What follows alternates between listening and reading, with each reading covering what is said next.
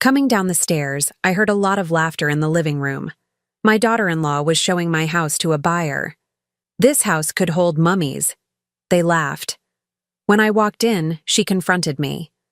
"You're already going to a nursing home. You don't run anything." I just replied, "You're going to rot in jail." The living room froze. "I'm glad to have you here. Follow my story until the end and comment the city you're watching from so I can see how far my story has reached. My name is Janine, and at 62 years old, I thought I'd seen every kind of betrayal life could throw at me. I was wrong. It was a Tuesday morning in October when I heard the laughter. Not the warm, family kind of laughter that used to fill this house when my late husband was alive, but something sharper, colder, something that made my stomach twist as I slowly descended the stairs, gripping the banister with hands that suddenly felt older than their years. The voices were coming from my living room. My living room, in my house, where I'd raised my son Nolan and created 30 years of memories. As I reached the bottom step, I could make out distinct voices through the archway. This house could hold mummies. The laughter that followed made my blood run cold. I stepped into the doorway and froze. There was my daughter-in-law, Harlow, her perfectly styled blonde hair catching the morning light, gesturing dramatically at my vintage wallpaper to a middle-aged couple I'd never seen before. The woman was taking notes on her phone while the man measured the windows with his eyes like he was already planning renovations. "The bones are good," Harlow was saying, running her manicured finger along my antique mantelpiece like she owned it. "You could completely modernize this place. Tear down that wall, open up the kitchen, maybe add a master suite upstairs." My throat went dry. They were talking about my home like it was already theirs. "Excuse me?" I said, my voice barely above a whisper. All three heads turned toward me. The couple looked embarrassed, shifting uncomfortably. But Harlow's face didn't show even a flicker of shame. Instead, she straightened her shoulders and gave me that smile I'd learned to fear over the past 2 years since she married my son. "Oh, Janine," she said, her voice dripping with false sweetness. "I didn't expect you to be up so early." "This is my house," I said, finding my voice. "What are these people doing here?" The man cleared his throat. "We're the Hendersons. We were told this property was for sale." My legs nearly gave out. "For sale?" Harlow stepped between me and the couple, her smile never wavering. "I'm so sorry," she said to them, lowering her voice just enough that I had to strain to hear. "She gets confused sometimes. The family is handling all the arrangements." The humiliation hit me like a physical blow. She was talking about me like I wasn't even there, like I was some senile old woman who didn't understand what was happening in her own home. "I am not confused," I said, my voice getting stronger. "This is my house, and I did not put it up for sale." Harlow's mask slipped for just a second, and I saw something ugly flash in her green eyes. Then she was all sympathy again, turning back to the Hendersons. "Perhaps we should continue this conversation another time," she suggested, "when things are more settled." As the couple gathered their things and headed for the door, I heard the woman whisper to her husband, "Poor thing. It's so sad when they lose their grip on reality." The front door closed behind them with a soft click that sounded like a gunshot in the sudden silence. Harlow turned to face me, and now there was no pretense of kindness in her expression. "Sit down, Janine," she said, her voice flat and businesslike. "In my own living room?" I shot back, but I was shaking now, the full reality of what had just happened starting to sink in. "You're already going to a nursing home," Harlow said matter-of-factly, smoothing an invisible wrinkle from her designer blouse. "You don't run anything anymore. Nolan and I are making the decisions now." The words hit me like ice water. A nursing home? When had this been decided? How had this been decided without me? "Where is my son?" I demanded. "At work, where responsible adults go during the day," Harlow replied. "Don't worry, he knows all about this. He signed the paperwork yesterday." I felt the room start to spin. Nolan had signed paperwork? My own son had agreed to sell my house and put me in a nursing home without even discussing it with me? "You can't do this," I whispered.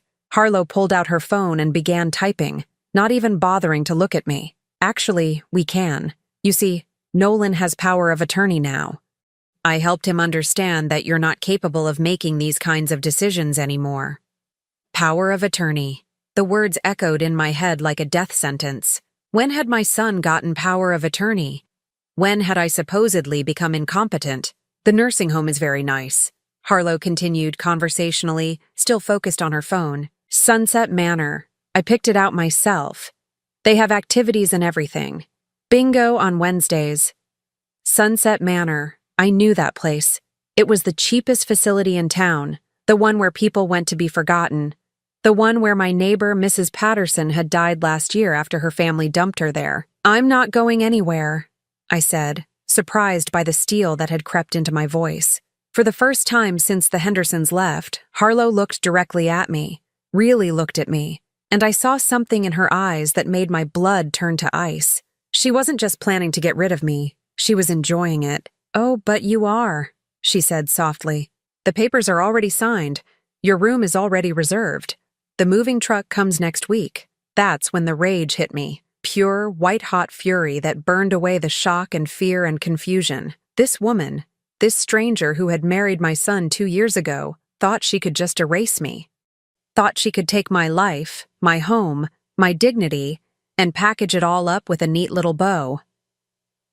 I looked at her standing in my living room, in the house where I'd nursed my husband through his final illness, where I'd celebrated my son's graduation, where I'd planned to live out my remaining years in peace, and I smiled. You know what, Harlow? I said, my voice perfectly calm now. You're going to rot in jail. The silence that followed was deafening. Harlow's phone slipped from her fingers, clattering onto the hardwood floor my husband had installed with his own hands 40 years ago. Her face went completely white. What did you say? You heard me. I was still smiling, and I could see it was unnerving her. Good. Let her be unnerved. Let her wonder what I knew. Because the truth was, I knew a lot more than she realized. A lot more than anyone realized. I turned and walked toward the kitchen, leaving her standing there in shock. Behind me, I heard her scrambling to pick up her phone, her breathing quick and shallow. Janine, she called after me. What do you mean by that? Janine. But I didn't answer. I had phone calls to make and plans to set in motion.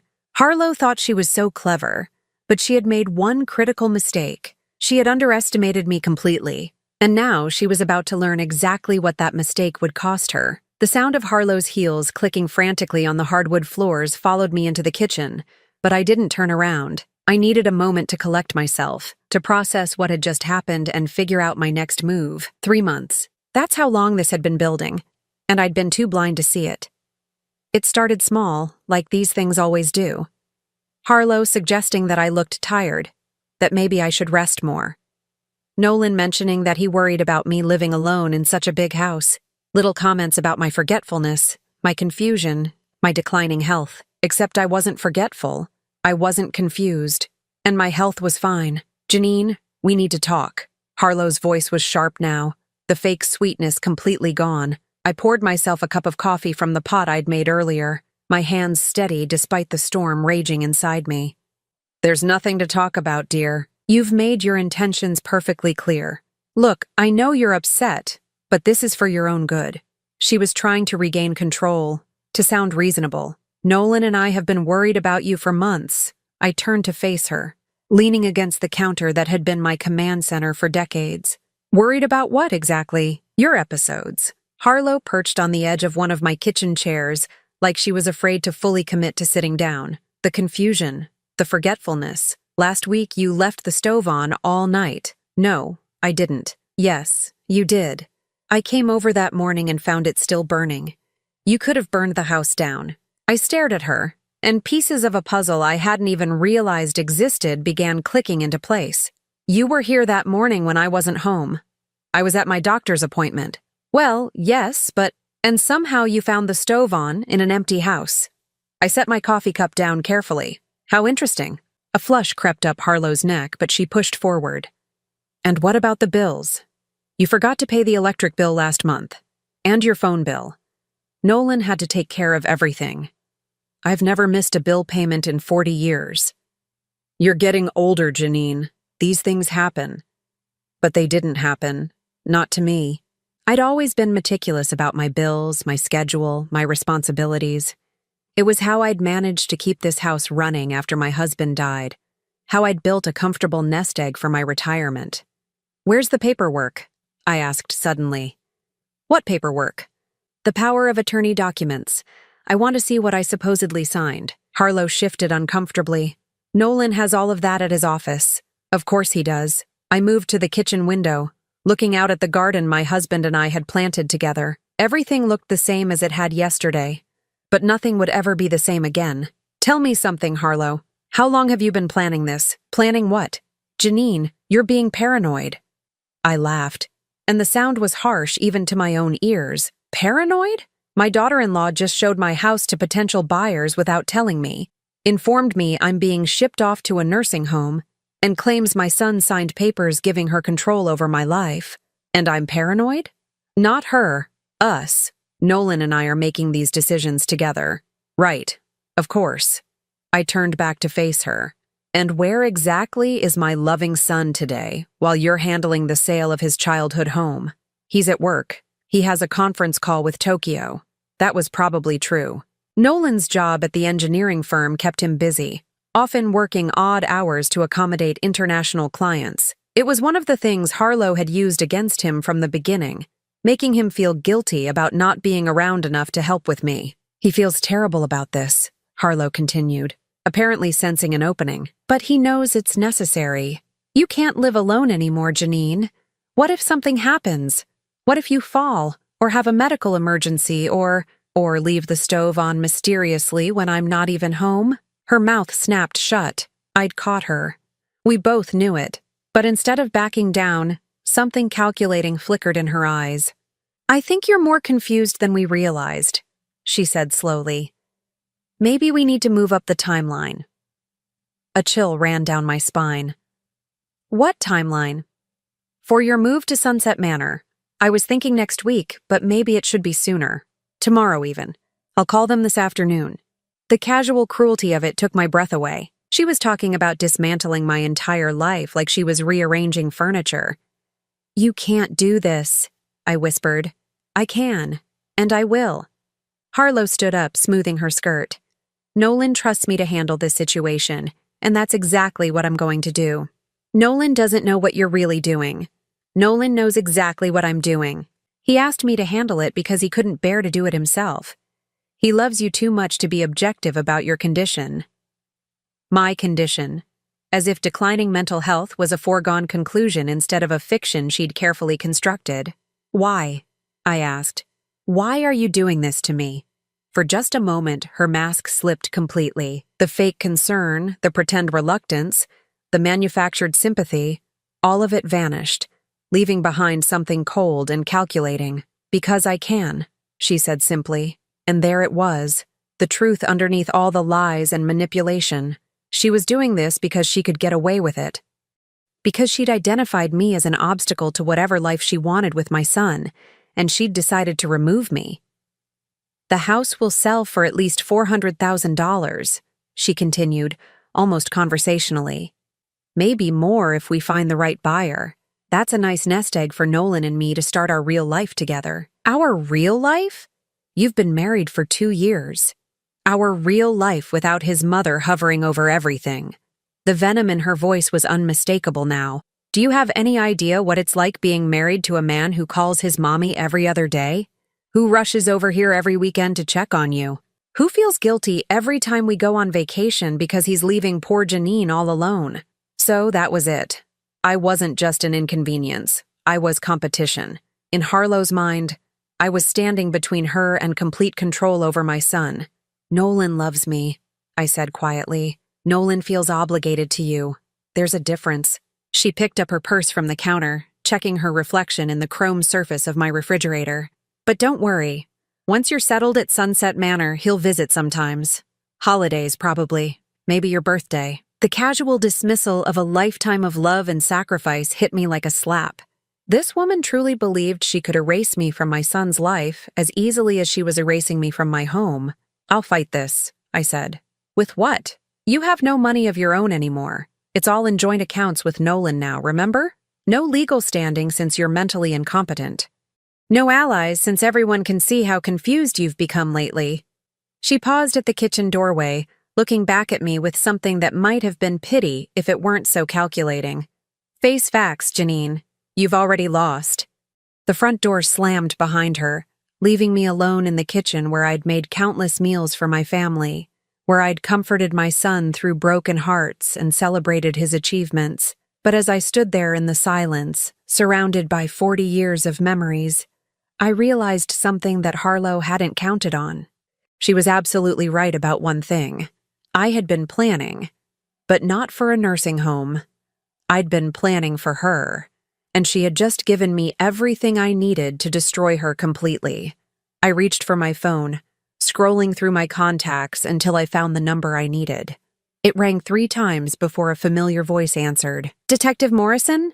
It's Janine Fletcher. I think it's time we had that conversation we discussed." The game was about to change, and Harlow had no idea what was coming. Detective Morrison arrived within an hour, just as I knew he would. We'd been neighbors for 15 years before his promotion moved him across town, and he'd always been the kind of man who kept his word. "Janine," he said, settling his large frame into my husband's old recliner. "When you called 6 months ago about running background checks, I thought you might be overreacting. Now I'm thinking maybe you weren't." I poured him coffee in the mug I'd always kept for his visits, the one with "World's Best Neighbor" that his daughter had given me one Christmas. Some traditions die hard, even when the world is falling apart around you. "Tell me what you found," I said, though I already knew most of it. What I needed was confirmation, official documentation, proof that would hold up when this whole mess exploded. Rick Morrison had been a detective for 23 years, and his expression told me everything I needed to know before he even opened his mouth. "Your instincts were right, Janine.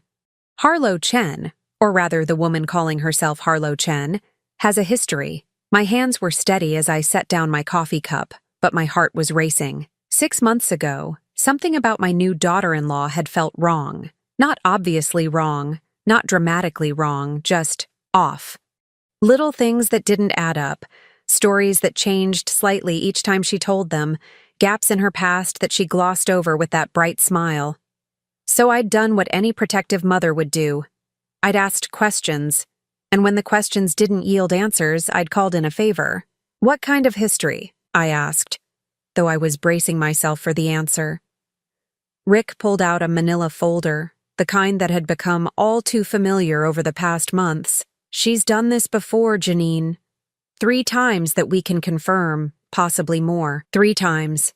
The number hit me like a physical blow, even though I'd suspected something like this. The first was in Phoenix, Arizona, about 8 years ago. Married a widower named Robert Chen. That's where she got the last name she's using now. Robert was 74, had early-stage dementia. Harlow convinced his family that he needed full-time care, got herself appointed as his healthcare proxy, and moved him into a memory care facility. What happened to him? Died 18 months later.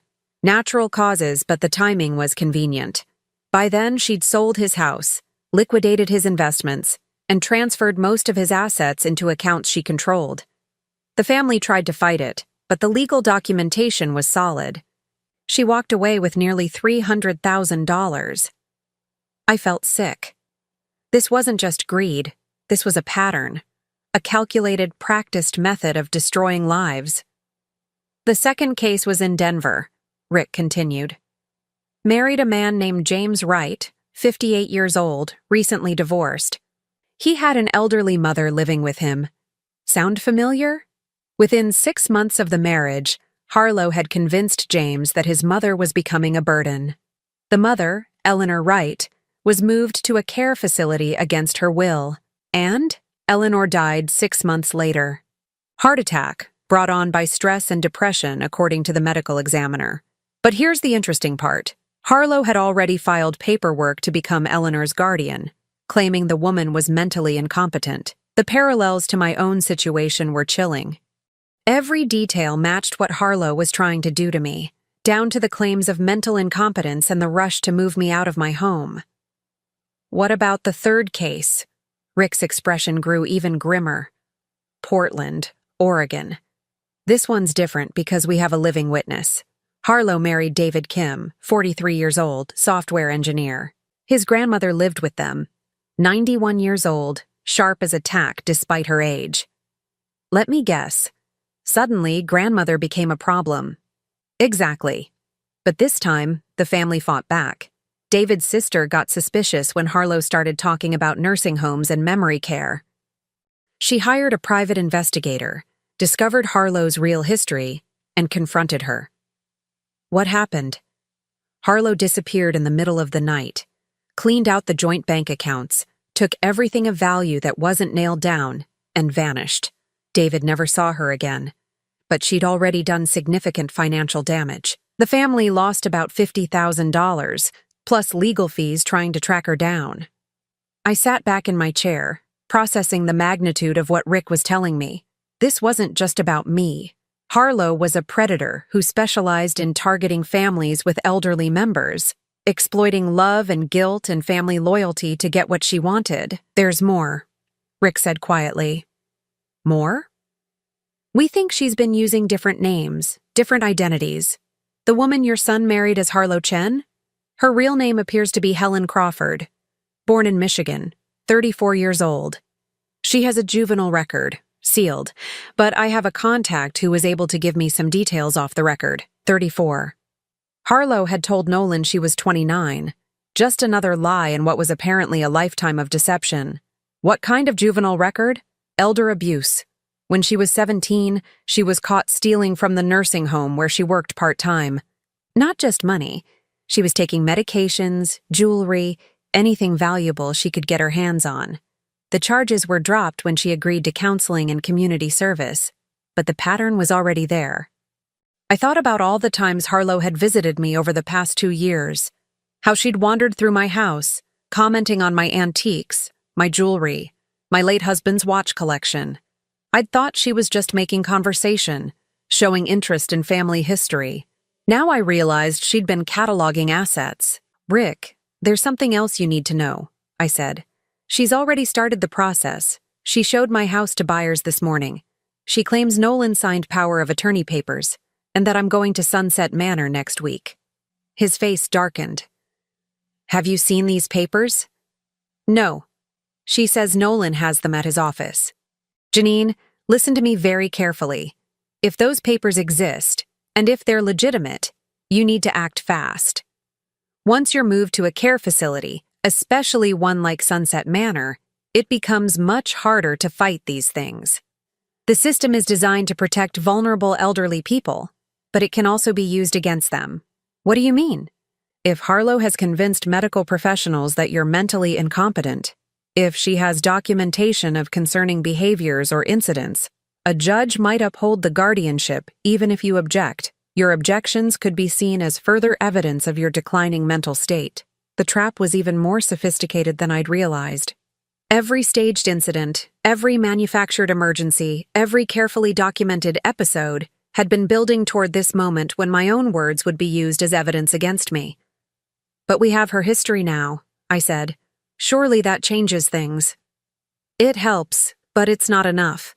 We need proof that she's actively defrauding you, not just evidence that she's done it before. We need to catch her in the act. I smiled for the first time since this nightmare began. What if I told you I've been recording every conversation we've had for the past 3 months? Rick's eyebrows shot up. Every conversation? Every single one. I started wearing a small digital recorder after that incident with the stove. I wanted to document my interactions with her in case my memory was actually starting to go. I paused. Turns out, my memory is just fine. But I have hours of audio of Harlow discussing her plans for me, talking about how much money the house will bring, even joking about how easy it is to manipulate Nolan. Janine, Rick shook his head in amazement.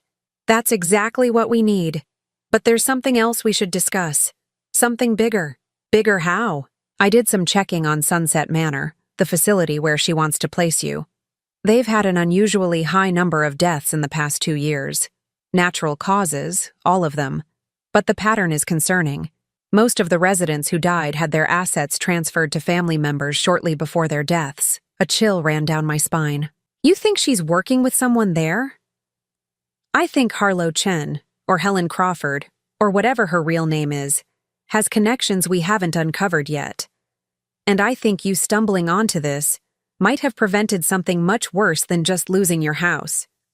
The weight of what he was saying settled over me like a heavy blanket. This wasn't just about greed or convenience. This was about something darker, more systematic. What do we do now? I asked. Rick leaned forward, his expression serious but determined. Now we set a trap, and this time, we make sure she can't disappear in the middle of the night. I thought about Nolan, my sweet boy who had no idea he'd married a monster. I thought about all the other families Harlow had destroyed, all the elderly people who'd died alone and forgotten because of her schemes. Tell me what you need me to do, I said. Because this wasn't just about saving myself anymore. This was about stopping a predator who had been hunting vulnerable families for years. And I was going to make sure her hunting days were finally over. The next morning, I woke up before dawn with the kind of clarity that comes from finally understanding the full scope of what you're fighting. Rick had left me with homework, specific things to look for, questions to ask, ways to draw Harlow out without making her suspicious. But as I sat at my kitchen table with my morning coffee, staring at the folder of documents Rick had left behind, I realized there was something we'd missed. Something that had been nagging at me since yesterday's conversation. Harlow Chen, Helen Crawford, the woman who'd married my son, had been using different names, different identities. But what if she hadn't just been changing her name? What if she'd been changing her entire legal status? I picked up my phone and dialed a number I hadn't called in 20 years. Margie, it's Janine Fletcher. I know it's early, but I need a favor. Margaret Williams had been my best friend since high school, and she'd spent the last 30 years working in the county clerk's office. If anyone could help me dig into marriage records across multiple states, it was Margie. Janine, what on earth has you calling at 6 in the morning? I need you to run some marriage license searches for me. Multiple states, multiple names. It's important, Margie. More important than I can explain over the phone. There was a pause. Margie had always been able to read between the lines, even when we were teenagers. This is about that daughter-in-law of yours, isn't it? The one you've been worried about? How did you? Honey, I've known you for 50 years. You don't ask for favors unless something's seriously wrong. What do you need me to look for? I gave her the names Rick had uncovered, Harlow Chen, Helen Crawford, along with the approximate dates and locations of her previous marriages. What I was hoping to find was evidence of a pattern. What I found was something much worse. Margie called me back 2 hours later, her voice tight with concern. Janine, you need to sit down for this. I was already sitting, but I gripped the edge of my kitchen table anyway.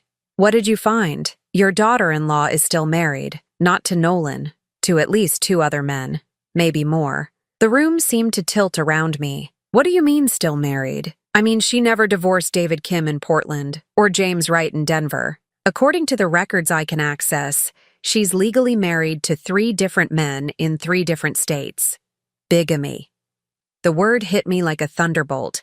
Not only was Harlow a predator who targeted vulnerable families, she was also committing felony bigamy on a multi-state level.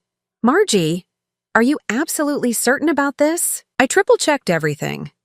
The marriage license between Helen Crawford and David Kim was filed in Multnomah County, Oregon, on March 15, 2019. No record of divorce.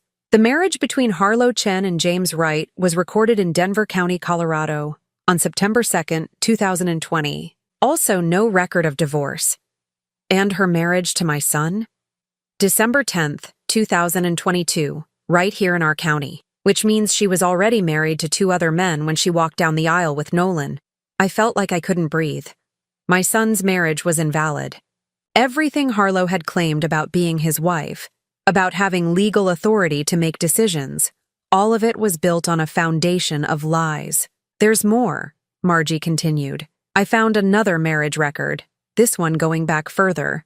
A Helen Crawford married Robert Chen in Maricopa County, Arizona, in 2014. He died in 2016, but get this, there's no record of her changing her name legally after his death. She just started using his last name. So Harlow Chen isn't even her legal name. Legally, she's still Helen Crawford. Has been this whole time. I thanked Margie and hung up, my mind racing. This was huge, bigger than Rick and I had imagined. This wasn't just fraud. This was a systematic pattern of bigamy spanning multiple states in nearly a decade. But as I sat there processing this information, I realized something else. Knowledge was power, but timing was everything. If I revealed this too soon, Harlow might disappear again like she had in Portland. If I waited too long, she might succeed in having me declared incompetent and committed. I needed to think strategically. The first thing I did was call Rick Morrison and fill him in on what Margie had discovered. His reaction was immediate and intense. "Janine, this changes everything. Bigamy is a federal crime when it crosses state lines. We're not just talking about elder abuse anymore. We're talking about wire fraud, mail fraud, potentially tax evasion. The FBI is going to be very interested in Helen Crawford. But what about the immediate situation? She's still planning to move me to that nursing home. We use this to our advantage. We let her think her plan is working while we build our case. How much time do we have? She said the moving truck comes next week. But yesterday she threatened to move up the timeline. Okay, here's what we're going to do. You're going to act like you're resigned to the situation. Don't fight her anymore. Don't ask questions. Let her think she's won. Meanwhile, I'm going to coordinate with the FBI and the district attorney's office. We're going to set up surveillance, document everything. And when we move, we're going to make sure she can't wiggle out of this. What if she tries to move me before then? She won't. Think about it. She needs time to finalize the house sale, transfer assets, cover her tracks. Moving you too quickly would raise red flags with the nursing home, with your son, with anyone who might ask questions later. She's going to stick to her timeline because it's the safest approach. After I hung up with Rick, I sat in my kitchen for a long time, thinking about my next move. I had the truth now, all of it. But the truth alone wasn't enough. I needed to be smarter than Harlow had been, more careful, more strategic. That's when I remembered the safety deposit box. 25 years ago, when my husband was diagnosed with his heart condition, we'd set up a safety deposit box at First National Bank. It contained our important documents, some jewelry, and other valuables we wanted to keep secure. After he died, I'd continued to pay the annual fee, but I hadn't been to the box in years. Until today.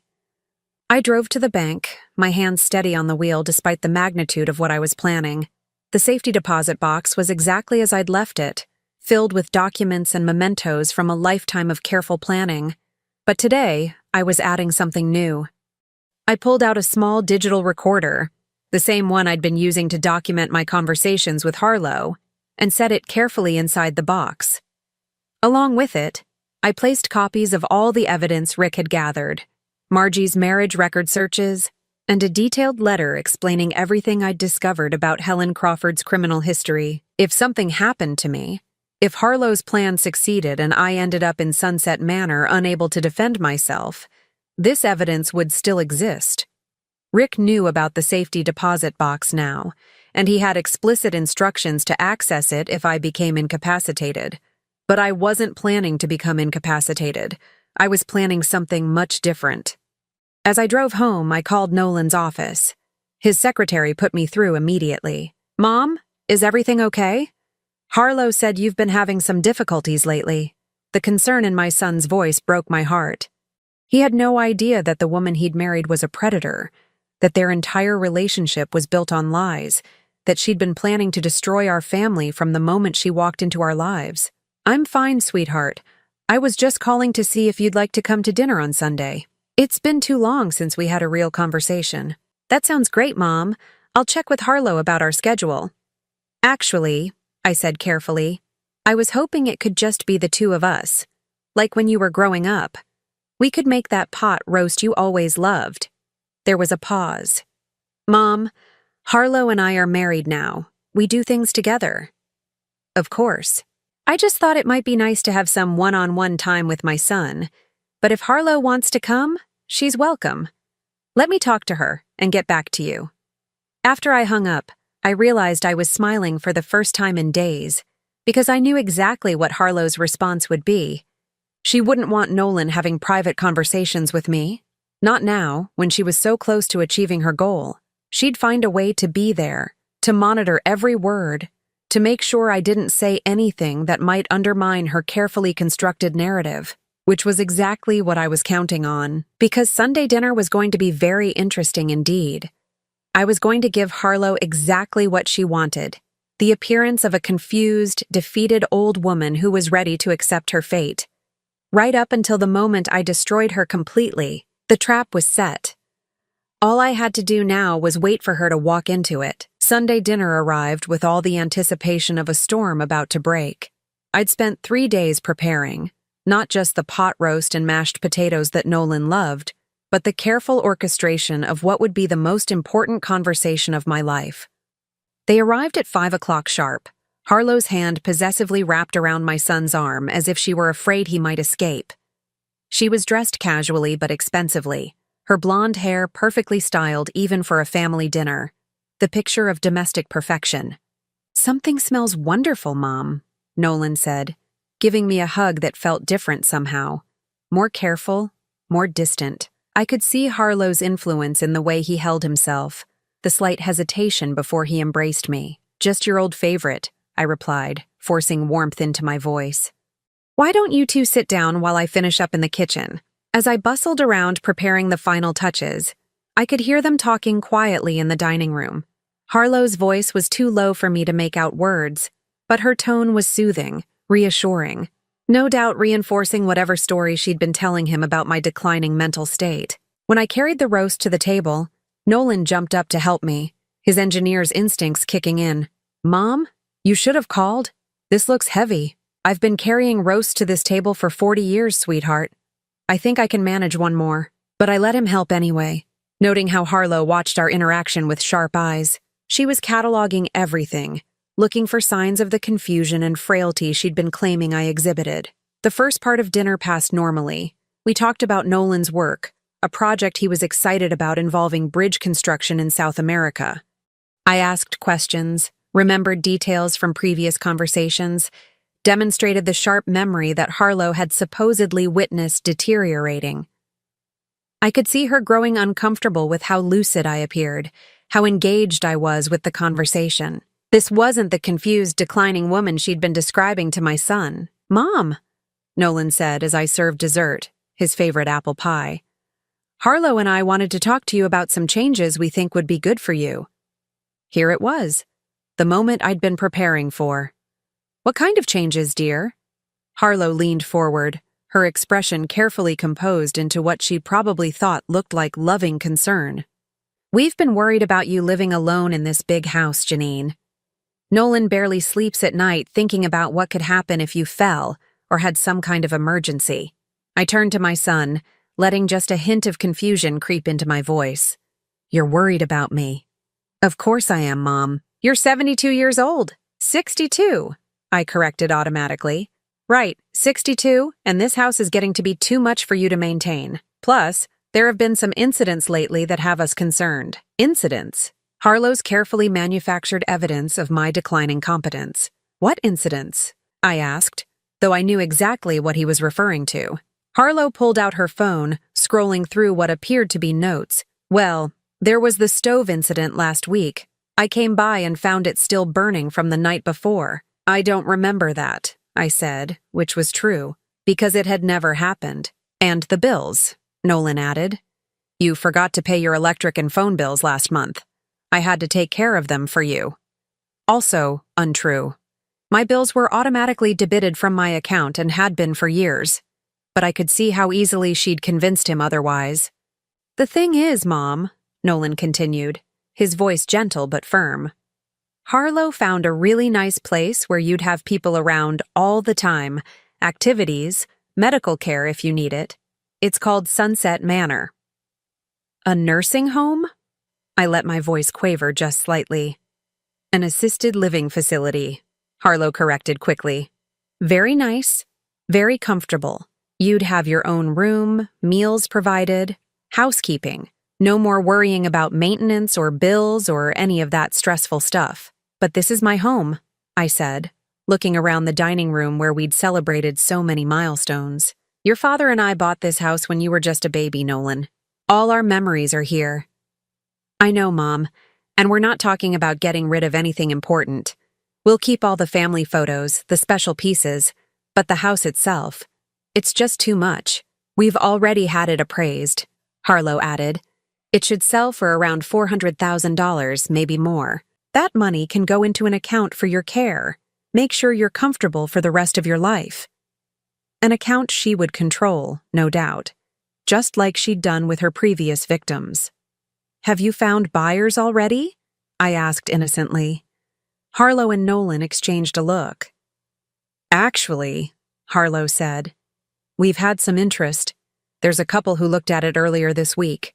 They seem very excited about it. The Hendersons, the couple she'd brought through my house while I was out, the ones who'd talked about tearing down walls and modernizing everything. That was fast, I observed. Well, it's a seller's market right now, Harlow said smoothly. Good houses go quickly. I nodded, taking a sip of my coffee. And when would this all happen? Soon, Nolan said. We've already put a deposit down at Sunset Manor. They have a room available, and honestly, Mom, the waiting list is usually pretty long. We were lucky to get you in. Lucky. Or Harlow had connections there, just like Rick suspected. I see, I said quietly. And I suppose you've already made all the arrangements? We've handled the paperwork, Harlow said. Nolan has power of attorney now, so he can take care of all the legal details. You don't have to worry about any of that complicated stuff.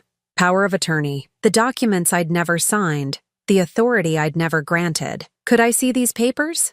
I asked. I'd like to understand what I'm agreeing to. Another exchange of looks between them. Mom, the important thing is that you trust us to take care of you, Nolan said. The legal details are, well, they're pretty boring. Lots of lawyer language. But surely I should know what rights I'm signing away. You're not signing away any rights, Harlow said, her voice taking on a slightly sharper edge. We're just making sure you're protected and cared for. I stood up slowly, as if the weight of their words was too much for me to bear sitting down. This is a lot to process, I said. I think I need some air. I walked to the kitchen window, looking out at the garden my husband and I had planted together. Behind me, I could hear Nolan and Harlow talking in low voices. She's taking it better than I expected, Harlow was saying. She seems more confused than usual tonight, Nolan replied. Maybe you're right about the timeline. When I turned back to them, I was holding my phone. There's something I need to tell you both, I said. What is it, Mom? I hit the play button on my voice recorder app. Harlow's voice filled the dining room, crystal clear and unmistakably cruel. Because I can. The house will sell for at least $400,000. Maybe more if we find the right buyer. That's a nice nest egg for Nolan and me to start our real life together. Our real life without his mother hovering over everything. The color drained from Harlow's face. Nolan looked confused, then shocked as he recognized his wife's voice. What is this? Harlow demanded. This is you, 3 days ago, explaining to me why you're destroying my life, I said calmly. Would you like to hear more? I have hours of recordings. I hit play again. This time it was Harlow's voice saying, Face facts, Janine. You've already lost. You have no money of your own anymore. No legal standing. No allies. Nolan was staring at his wife like he'd never seen her before. Harlow, what is she talking about? It's taken out of context, Harlow said quickly. She's confused, Nolan. This is exactly what we've been talking about. She's paranoid, recording conversations, making up stories. Making up stories? I reached into the drawer of my china cabinet and pulled out the folder Rick had given me. Like the story about your real name being Helen Crawford, or the story about your previous marriages to David Kim and James Wright and Robert Chen. Now Harlow looked genuinely terrified. I don't know what you're talking about. I'm talking about the fact that you're still married to at least 2 other men, which makes your marriage to my son invalid. I'm talking about the fact that you've done this exact same thing to 3 other families. I'm talking about the fact that Helen Crawford is a predator who specializes in targeting elderly family members. Nolan was looking back and forth between us like he was watching a tennis match, trying to process what he was hearing. "This is insane," Harlow said, standing up so quickly that her chair fell backward. "Nolan, she's having some kind of psychotic break. We need to call someone." "Sit down," I said, and there was something in my voice that made her freeze. "We're not done." I pulled out my phone and dialed a number. It rang twice before Rick Morrison answered. "Detective Morrison, it's time." Within 10 minutes, my dining room was full of law enforcement officers. Rick Morrison, 2 FBI agents, and a representative from the district attorney's office.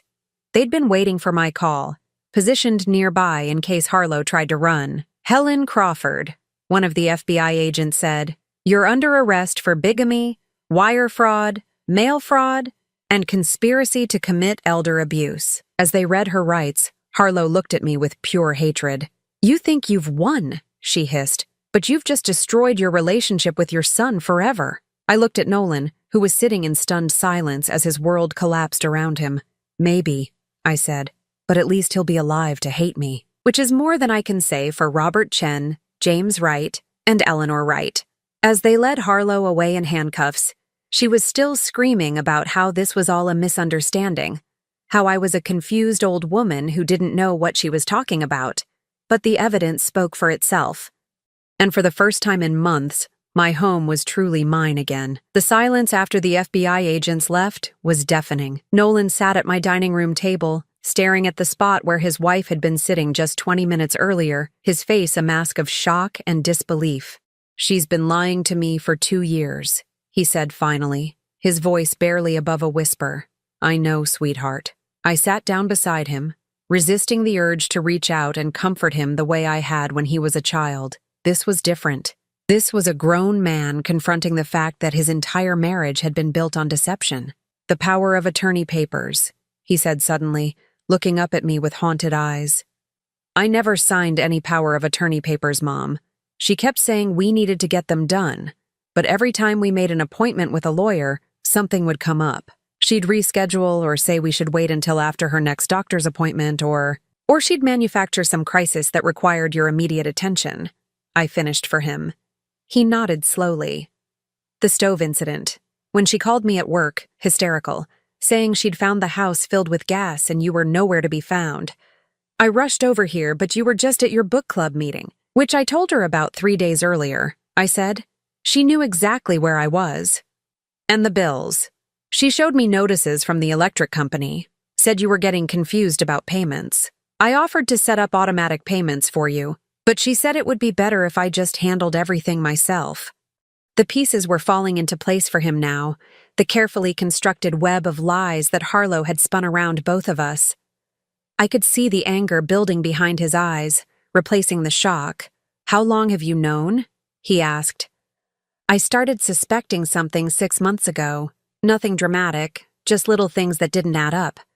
Her stories about her past changed depending on who she was talking to. She claimed to be an only child, but let slip once about a sister. Said she'd never been married before, but had a tan line where a wedding ring used to be. "Why didn't you tell me?" It was the question I'd been dreading, but also the one I'd prepared for, because I knew you wouldn't believe me. You were in love with her, or at least with the person you thought she was. If I'd come to you with suspicions and accusations, what would you have done? He was quiet for a long moment, and I could see him thinking back over the past 2 years, reevaluating every interaction through this new lens. "I would have thought you were jealous," he admitted finally. "I would have thought you couldn't accept that I was married and didn't need you anymore." "Exactly. So I did what any mother would do. I investigated quietly, gathered evidence, and waited for the right moment to act." "You could have been killed," he said suddenly, the full implications hitting him. "If she's done this before, if people have died, but I wasn't killed, and now she can't hurt anyone else." Over the next few weeks, the full scope of Harlow's crimes began to emerge. The FBI's investigation revealed that her real name was indeed Helen Crawford, and that she'd been running variations of the same con for over a decade. There were more victims than even Rick had initially discovered. elderly people who'd died under suspicious circumstances, families who'd been financially devastated, adult children who'd been manipulated into betraying their own parents.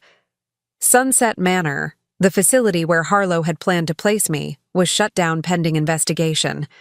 The FBI had found evidence of systematic abuse and financial exploitation of residents, with Harlow as a key coordinator in the scheme. The thought of how close I'd come to ending up there still made my blood run cold. Nolan threw himself into helping with the investigation, providing financial records and communications that helped establish the pattern of Harlow's fraud. I think it was his way of processing the betrayal, of trying to make amends for the role he'd unknowingly played in her plan.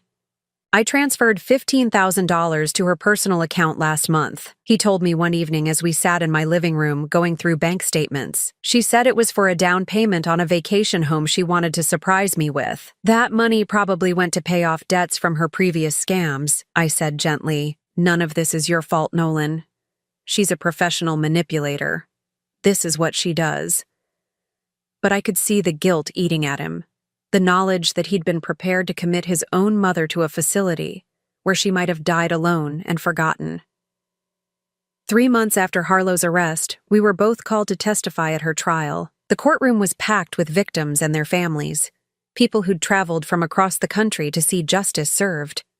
When it was my turn to take the stand, I looked directly at Harlow as I spoke. She was thinner than before, her perfect blonde hair dulled by months in jail, her designer clothes replaced by an orange jumpsuit. But her eyes still held that calculating coldness I'd learned to recognize. She told me I had already lost, I said, repeating her words from that day in my kitchen. She said I had no money, no legal standing, no allies. She thought she had isolated me completely. But that wasn't true, was it? The prosecutor asked. No, I said, smiling for the first time since I'd entered the courtroom. What she didn't understand was that I had something she'd never had and never would have. What was that? People who genuinely loved me. Detective Morrison, who went above and beyond to help a neighbor in trouble. My friend Margie, who spent hours searching records to uncover the truth. My son, who once he understood what was really happening, stood by me completely. I paused, looking at Nolan in the gallery. Helen Crawford has spent her life using people and throwing them away. She couldn't comprehend that some relationships are built on something stronger than what you can take from each other. The jury deliberated for less than 3 hours, guilty on all counts. 25 years in federal prison, with no possibility of parole for 15 years. As the bailiff led her away, Harlow turned to look at me one last time. I thought she might try to say something, to get in one final cruel word. Instead, she just looked defeated. For the first time since I'd known her, she looked like what she really was, a sad, empty person who'd built her entire life on destroying others. The drive home from the courthouse was quiet. Nolan had offered to take me to dinner to celebrate, but I'd declined. What I wanted was to go home, to my house, to the space that was truly mine again. Mom, Nolan said as we pulled into my driveway, I know I have a lot to make up for. I know saying I'm sorry isn't enough. You don't have anything to make up for, I said firmly. You were the victim here too. She manipulated you just as much as she tried to manipulate me. But I was ready to put you in that place. I was ready to sell your house, to take away everything that mattered to you. But you didn't, I pointed out. When you learned the truth, you stood by me. That's what matters. He walked me to the door, and I could see him looking around the house with new eyes. The home he'd been prepared to sell was still here, still filled with 40 years of family memories. Can I ask you something? He said as I unlocked the front door. Of course. How did you know? I mean, really know, not just suspect. How did you know she was lying about everything? I thought about it for a moment, trying to put into words something that had been more instinct than logic. She never asked about your father, I said finally. What do you mean? In 2 years of marriage, she never once asked me about your father. She never wanted to hear stories about your childhood, about what you were like as a little boy, about the man who helped raise you. Someone who truly loves you would want to know those things. Someone who was just using you wouldn't care. Nolan nodded slowly. understanding dawning in his eyes. Besides, I added with a smile, she made one critical mistake. What was that? She underestimated a mother's love, and she underestimated me. 6 months later, I was hosting Sunday dinner again, not just for Nolan, but for Rick Morrison and his wife, for Margie and her husband, for the neighbors who'd rallied around me during the trial. My dining room was full of laughter and conversation, the kind of warm, genuine connection that Harlow had never understood and never would. As I looked around the table at these people who'd stood by me, who'd helped me fight for my life and my home, I realized something profound. Harlow had been right about one thing. I had lost something during this ordeal. I'd lost my naivety. I'd lost the assumption that family members always have your best interests at heart. I'd lost the belief that evil always announces itself dramatically. But what I'd gained was so much more valuable. I'd gained the knowledge that I was stronger than I'd ever imagined. I'd gained a deeper appreciation for the people who truly loved me. And I'd gained the satisfaction of knowing that a predator who'd hurt countless families would never hurt anyone again. At 62, I was starting a new chapter of my life. Not in a nursing home, not as someone's victim, but as a woman who'd fought for what mattered and won. The house that had kept secrets had finally revealed them all. And in doing so, it had set us all free. Now I'm curious about you who listened to my story. What would you do if you were in my place? Have you ever been through something similar? Comment below. And meanwhile, I'm leaving on the final screen 2 other stories that are channel favorites, and they will definitely surprise you. Thank you for watching until here.